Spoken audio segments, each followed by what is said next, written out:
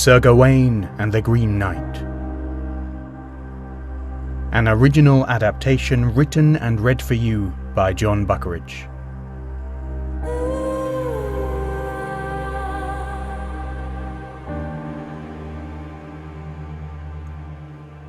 Part 21. The Green Chapel. Gawain rode in silence, following behind the guide Lord Bertilac had provided, Gringolet sure and steady beneath him. He had missed the company of the horse. After 2 solid months in the saddle, often with Gringolet as his only companion, and after the wonderful creature had saved his life, he considered him one of his finest friends. He leant forward, close to the horse's ear, and whispered, "You are magnificent, my friend." Gringolet made no real sound, but chuffed contentedly down his long nose, which Gawain took to mean he accepted the compliment. He remembered that there had been a time when he had not been in the habit of talking to his horse, and reflected that he simply must not have known the creature well enough back then.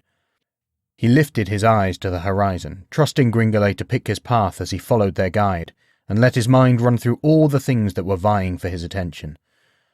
After some time of riding, Gawain lost in his thoughts as the winter wind whipped around his face, the guide stopped. They were on the edge of a dense stand of trees running deeper into the forest.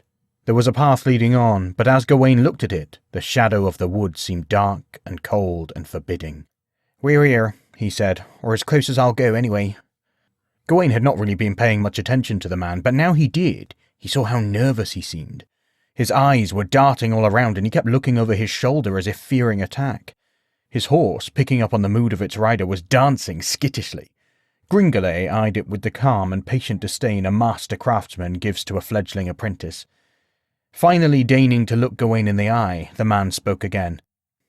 "Look, Sir Knight, you don't have to do this, you know. The man in that place, if that is what he is fearsome. He's bigger than any man on earth, and he's bold and bloodthirsty. They say he's the most evil man in the world, and that he loves murder. You just don't have a hope against him. Beg pardon," he amended lamely. "If you want to go, and just ride off, right here, right now, then I shan't tell anyone in the whole world, I swear it." He looked at Gawain imploringly, urging him to see sense. "I thank you for your concern, good man," Gawain told the guide, "but this is something I have to do. To refuse it would make me something other than what I am. I'm not sure I could face myself in the mirror if I turned back now." "With respect, Sir Knight," said the guide, "if you don't turn back, you may end up with no face left to look in the mirror. But I can see you're set on this path, so be it." He raised a hand and gestured further down the dark road through the trees. "Carry on down there another 1/4 mile, and it's on your left. You can't miss it. But I would not go with you a pace further, not for all the gold on the earth. Wish you all the best of luck." He nodded his departure and steered his skittish horse away, heading back to the castle. "Well, I suppose it's just you and me then," Gawain said to Gringolet, and they set off the way the man had indicated. As they rode, and the shadows of the trees closed in around them, the nervousness of the man began to play on Gawain's mind. Almost as if it was contagious, Gawain began to start at shadows, and flinch whenever a bird sang or whispered its wings. That a man could be so scared of a place that he would not come within a 1/4 mile of it disturbed Gawain greatly, and all the confidence he'd carefully concocted to face this moment over the last year melted away. Suddenly, the green girdle seemed like nothing more than a flimsy piece of fabric, and the hope he placed in it was far from firm. Even as he was thinking on this, he noticed the darkness of the forest seemed to have grown deeper still. No more shafts of light pierced their way through the canopy, no more birds sang. He pulled Gringolet to a stop. Looking to his left, he saw that 2 great gnarled trees had grown together. From distant trunks they had twined their branches around each other to form a perfect archway through which even a tall man might ride. It was, unmistakably, a doorway.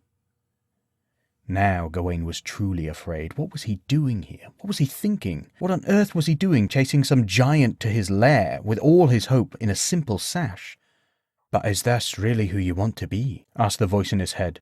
"The man who made it to the end but failed at the final test?" He supposed not. Dismounting Gringolet on shaky legs, he slung his great green axe over his shoulder. He didn't tie Gringolet to a branch, thinking that if he did not return, then the creature shouldn't be left stranded on his account. He picked up his shield, and even through the gloom he noticed the image of Mary on the inside and stopped to utter a prayer. "Oh God," he prayed, "I don't know if the protection of the green sash is your will or not, but whatever might come in this moment, please be with me." Checking over his armor one last time, he stepped through the doorway and into the darkness. Walking carefully, testing the ground ahead of him for roots, he crept along the shadowy corridor. It was dark as he had expected, but not cold and not musty.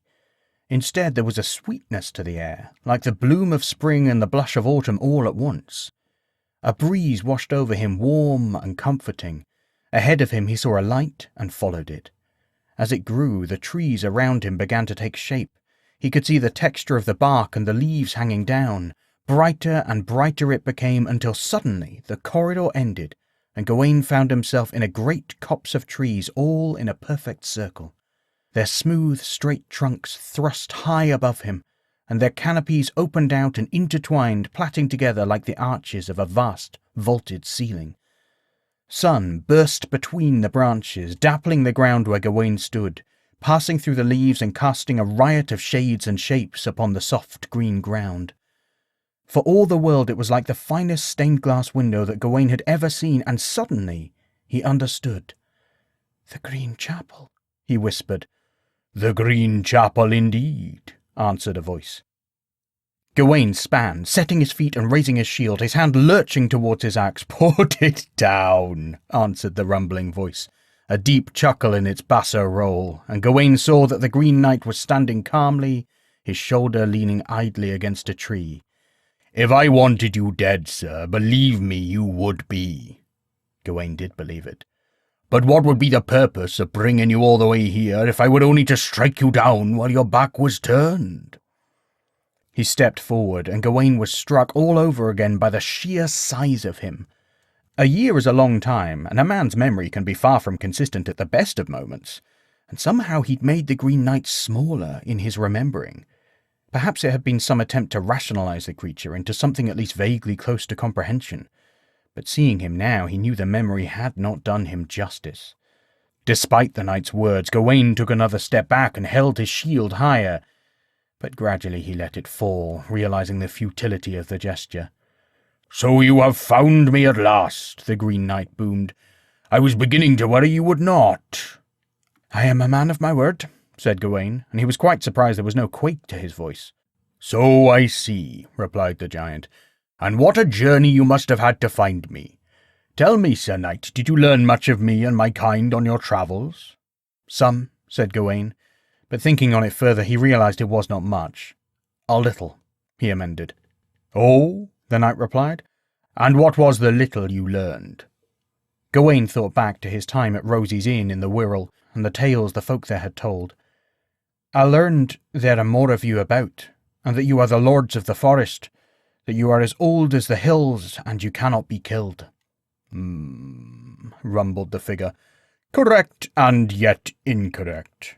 There are indeed more of my kind, that is true, though once there were a great deal more. And we are stewards of the forest, not its lords. Nature needs no lords, that is a creation of men. We are old, as you say, but not so old as the mountains, and yet still far older than you and your kind." "And you can't be killed?" asked Gawain. "Oh, I can be killed," the giant answered, "but not at this time, and not by you." "Oh," said Gawain in a small voice. Some insane part of him had still hoped, despite all the evidence to the contrary, that he might be able to defeat the knight in combat. But deep in his bones he knew the Green Man's words were no lie, and with them the last hope he had of avoiding this fate died. He put down his shield, removed his helmet, and looked up at the monstrous figure. "I never had a hope of avoiding this fate, did I?" he asked. "Oh, you had every hope, Sir Knight," answered the man, "but not from the moment when you first swung that axe to sever my neck." "What?" asked Gawain. "What do you mean?" The Green Man laughed. "Remember, O noble warrior, this is all a game. I told you that I would deliver back to you what you would deliver to me, did I not?" Gawain nodded. "You were not told to take up the axe, nor were you told to swing for my neck, and yet you did. Why, you could have knocked my knee as gently as a feather, and that would be all you received in return instead. You chose the path of all your kind, the path to destroy and destroy and destroy." Gawain tasted bile, remembering the events of the year before. It was all so simple and clear now it was explained to him. If only he'd taken the time to think it through that year before, all this would have been different. But he hadn't. He had been headstrong and heated, and in that rashness he had been the author of his own destruction. "There is still the hope in the green girdle," whispered his inner voice, but that hope seemed a fragile thing faced against the might of the Green Man staring back at him. He nodded, more to himself than to the Green Knight, and looked up at him. "Come then," he told the monstrous figure. "Let us get this done with."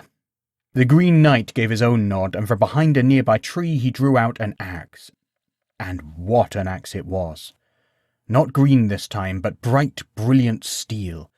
It was hafted in pale white ash and long, making the one Gawain carried seem small. The silvery head was huge and wide, with a deep beard in the Danish style. Gawain looked at the weapon in wonder. "Well," said his inner voice, "if you must die by a weapon, it might as well be the mother of all weapons like that one." "Very well," said the Green Knight. "Let us get this done." Without another word he raised the vast axe high above his head and sent it soaring down. Gawain tried with all his will to stand strong, but seeing that great glittering blade arcing towards him was just too much, and his nerve failed. He shrank his head back, his shoulders hunching forward, and the Green Knight checked his blow. "You flinched," the mighty man accused. "That was not part of our bargain. When you swung your axe at me a year gone hence, I did not so much as blink, and yet you flinch. Where is the strength of the Knights of Camelot, the mighty Knights of Arthur?" "I'm sorry," said Gawain, though for the life of him he wasn't sure why. What did it matter if he flinched or not? The result would still be the same. And yet there was some part of him that felt like it was important to die well, bravely, nobly. That was how it happened in the stories, wasn't it? "I will not flinch again," he told the man. Once again the vast axe was brought up, and once again the Green Man sent it soaring down. This time Gawain screwed up all his courage, shut his eyes, and stood as still as he could manage as the blade whistled down. He heard a dull thud as the axe hit the ground beneath him, and he opened an eye, not certain of what had happened and why he was still alive. "Your courage is restored, I see," said the knight. "So now I shall swing in earnest. May your God receive you well, and your knights remember you kindly." Before Gawain could think to react, the axe was up in the air once more, and once more it was swinging down towards him. This time he did not even think to close his eyes, and time seemed to slow as he watched the axe's inevitable arc. Nearer and nearer it came, and Gawain knew that this time it would surely hit its mark. He thought of home, he thought of Camelot, he thought of the knights, and Badwin, and Guinevere, and Arthur, and once again the question Arthur had asked him flashed through his mind. Have we made the lives of those we met better or worse? And did we leave this world a better place than we found it? "I think so," he told himself, and in that moment he realized that it was true. In some small way he would leave this world a better place than he found it. He felt a crystallizing moment of perfect peace as the axe bit into his flesh.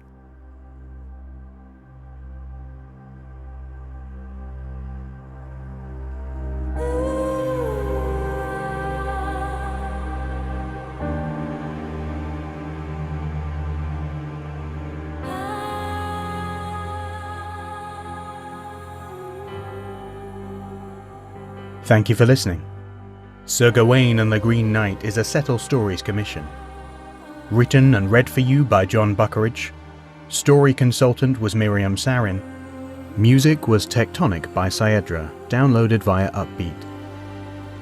It was a Parable Arts production.